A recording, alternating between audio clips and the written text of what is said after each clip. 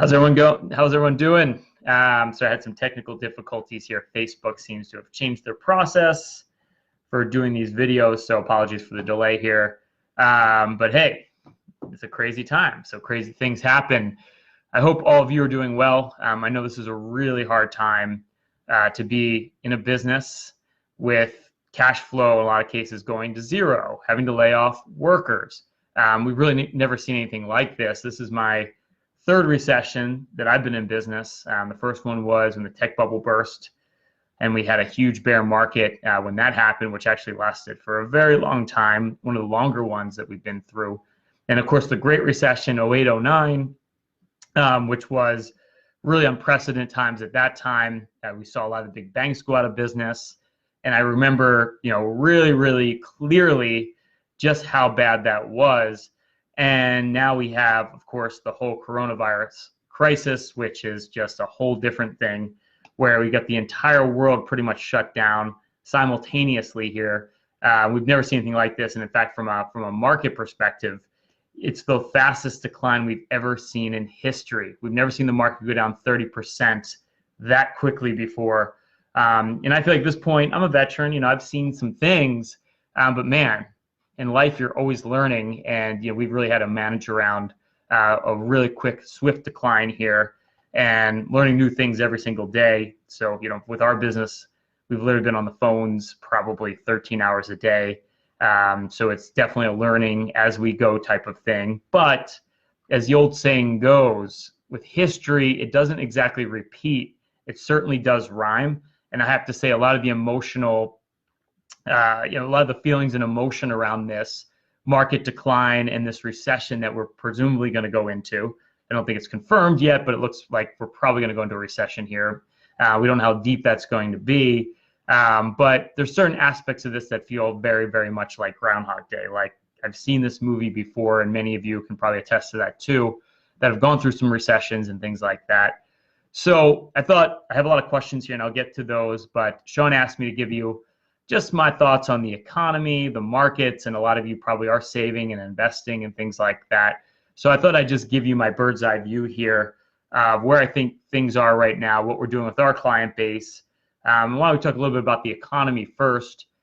So the first thing with the economy is, look, it's like all of a sudden someone turned off a switch. So now you don't have anything going on the supply side or the demand side, or really we do have supply, and we have factories and we have infrastructure for a lot of demand, and right now demand is just shut off. And as you know, the government came out with this huge stimulus package. It's going to be like $2 trillion, which is a very big number, by the way, which is great. And it's great to have that money, hopefully to help some businesses get through this crunch. But really, until demand comes back, it doesn't do a lot for businesses. It doesn't do a lot for the economy. It's really just a holdover here. Which they needed to do. I actually agree with getting some sort of stimulus into the economy, but it's always a little bit too late. Obviously they've already been bickering about what was actually going to be the stimulus, who was going to get the money and things like that, but that's normal politicking. They had the same thing with TARP back in 08, 09, if people remember that. It always becomes kind of a political football. But I think what you have to think about here is life is going to go on. At some point, we are going to get back online. And it's going to be different really for every country, every city. Like, for instance, China right now is actually already coming back online, and I think that's a very promising thing to see. And then when you look at the USA, I'm out of New York City. I'm actually out of the city right now, thank God. Obviously, their curve, or the flattening of their curve, is probably going to be ahead of other places in the country, whereas Washington, which was the first hotbed, is further along in flattening their curve. So the light switches are going to come on at different times. It's not going to just be like one big concerted effort. It's going to take a while for businesses to get up and running again, maybe rehiring workers. So, it's going to be a process. And I think the thing I want to warn you against here is a lot of people are going to tell you they know right now. You have a lot of these economists, pretty much predicting what the rest of the year is going to look like. And I was on a thing called Cheddar TV today. And they asked me, you got to have an opinion about when the economy is going to recover. And I was like, I have no idea. The way I look at it is, well, the World Health Organization came out with a prediction that we were basically in a crisis back at the end of February. They announced that, look, this is an international crisis. And there weren't any economists at that point or any analysts that were revising their estimates or predicting that the economy was going to come to a shutdown. Now the market's down 30%. We've actually had shutdowns. Now every economist has an opinion. So how do they know now? And they couldn't project out, just less than 30 days ago how bad it was going to be. So, really, their opinions are probably as, your opinion's just as worthwhile as theirs right now. No one really knows. So I think, the thing we do know is things are going to come back online again. I always look at it too. If you're investing right now and you're thinking, man, I want to get into the market, you're in the market right now. Remember, you're invested in physical companies that back that paper that's trading every day on exchange. So I think right now is probably a very good time to be invested or get invested, but I would do it diversified. I wouldn't try to pick individual companies. You can buy exchange traded funds that invest in the whole market. No one's that smart right now to know which companies are going to, when the dust settles, are going to be the best companies out there. But I can tell you right now, there's a lot of smart CEOs. A lot of them are my clients, a lot of people that run businesses like yourselves that are making really good business decisions right now, whether it's cutting their overhead, getting leaner and meaner.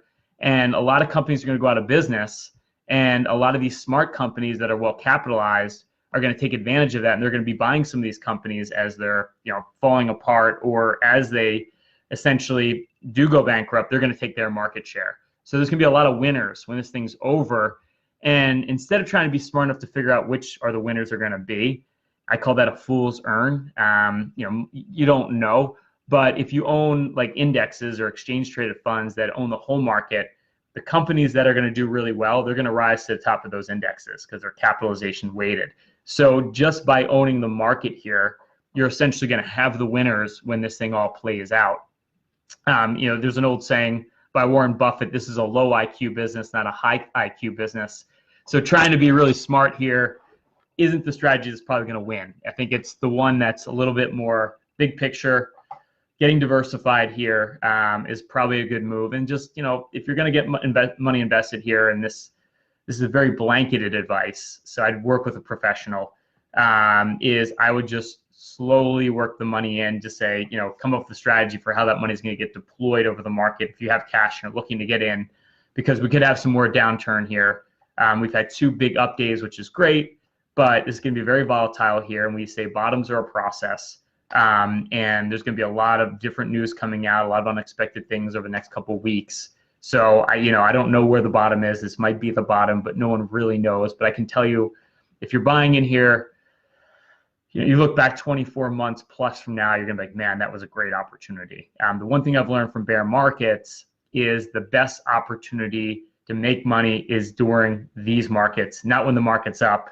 At that point, it's really the money you invested it back when things were ugly and it was hard to get in, is where the wealth is created. And there's a lot of companies that are going to be really smart here, and they're going to make a lot of money out of this because they're making proactive decisions, which I imagine with a lot of you with your businesses right now. I know with our business, we are working day and night, but we are making proactive decisions, with our clients, making sure they're diversified, making sure they're staying invested, dollar cost averaging, like I mentioned.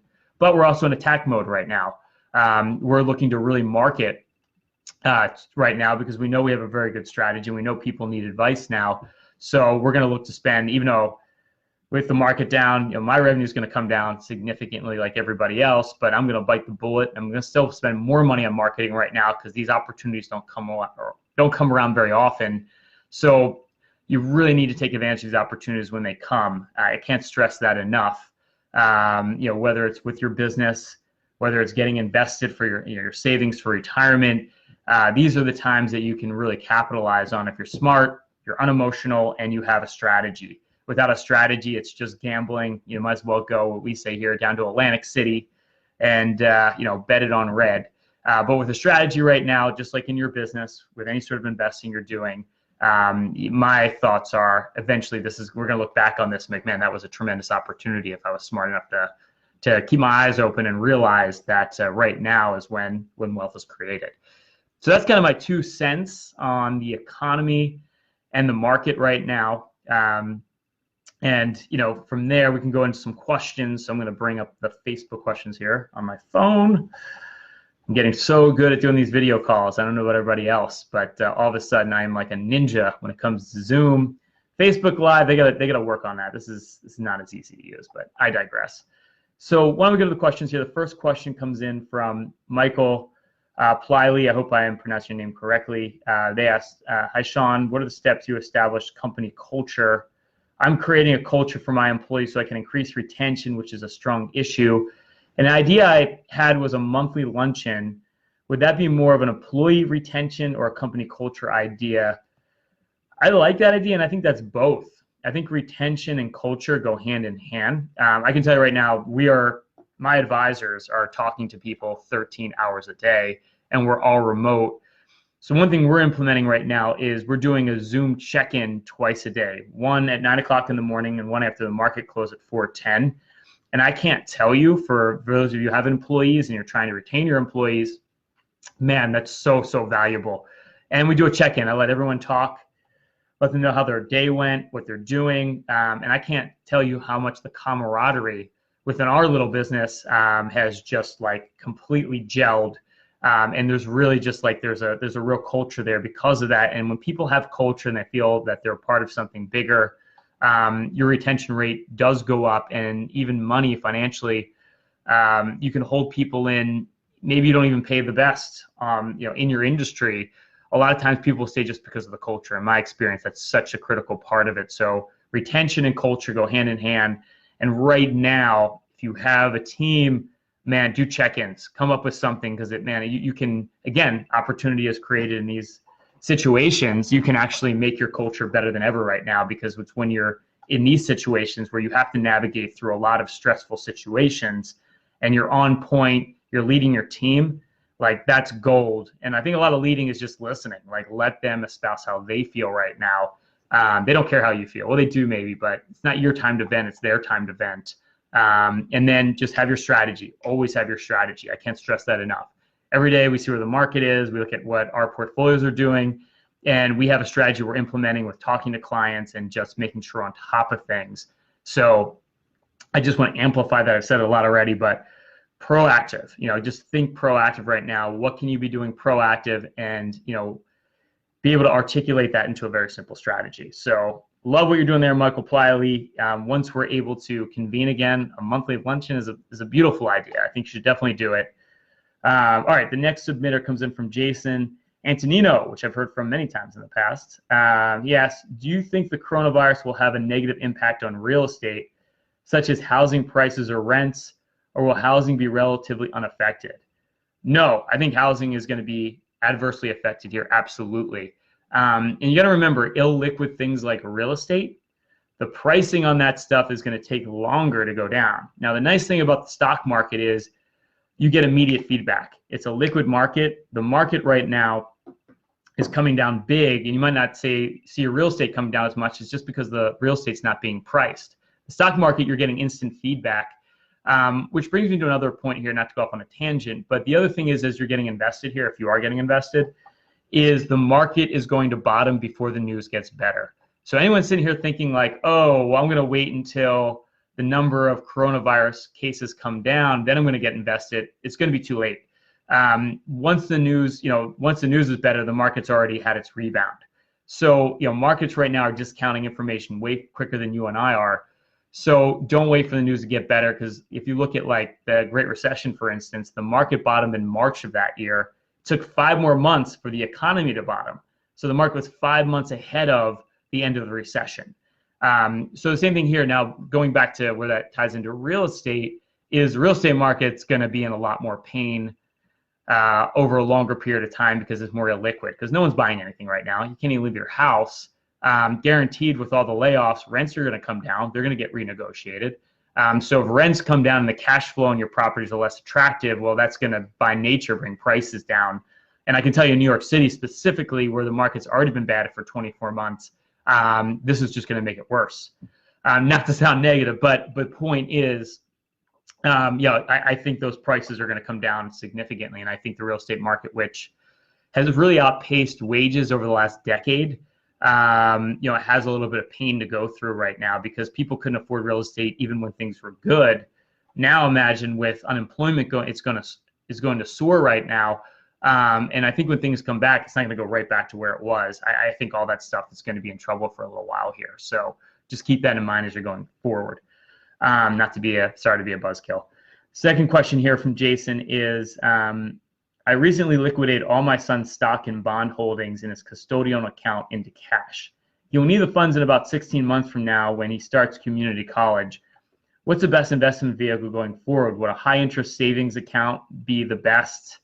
Well, a high interest savings account is kind of an oxymoron right now because I think high interest means you're maybe getting a percentage point. I don't know if you liquidate your stocks during this downturn, which I wouldn't recommend, by the way. If you don't need the money right now, don't sell into this. This is just a panicked market that we've seen here. But at this point, Jason, I just keep it in cash. I mean, you could try to get back in the market and things like that, but I don't think that makes sense. We don't know when the market's going to recover. It could take 24 months, and you need that money. There's nothing you can really put it into here that's safe. You could get something that's higher interest, but I would argue it's probably not that safe. At this point, I would just get the money, keep it available, keep it liquid, and then just pay it for the expenses you're going to have for college in 16 months. That's just not that far away. So that's my advice on that one. Okay, last question from Robin. Robin, as an artist who recently lost her cash flow, sorry to hear that. I'm hearing that all the time. I'm thinking about offering a collaboration with a restaurant I work with. My thought is to offer museum quality artist print to share while part of the proceeds are contributed to the restoration of the restaurant's business, working together to make tough times better. Please share your thoughts on this. Let me ponder this for a second here. So what you're saying is, yeah, I love this. I mean, I think this is a really creative idea to get it's kind of marketing for you in the sense that people get to see your work. I think donating for a good cause is a great idea. I mean, this is the kind of stuff you want to be doing here. It's like proactive moves. So yes, Robin, I think this is a great idea. And again, this just goes back to all of this right now. What can you be doing creatively right now to make some good proactive business moves while the world right now is in chaos? I mean, I think that's like where all the really good leaders are going to come into play here. There's really what I call there's your normal time CEO and there's wartime CEO. And I think right now the wartime CEOs are making some big moves and doing creative things like Robin here. So I think that's like wartime CEO stuff. That's great. I love that. And think about like what Robin's doing here is really creative. It's a good way to promote her brand and her business. There's so many smart people doing the same thing right now, and they're going to reap all the benefits once this economy comes roaring back at some point. So I really think right now, I can't stress it enough, gang, this is where the best opportunity is. And I think all of you, just like if you're analyzing your business, look where you have overhead, where you can cut costs, but more importantly, where you can invest some money if you have it, and do things creatively where you can really start to promote and grow your business and get ready for when this thing actually goes the other way. Because I think it will come quicker than we think as well. Because the other thing is we tend to overshoot on the downside. It's just human nature. The market specifically, it sells off way past how bad things are.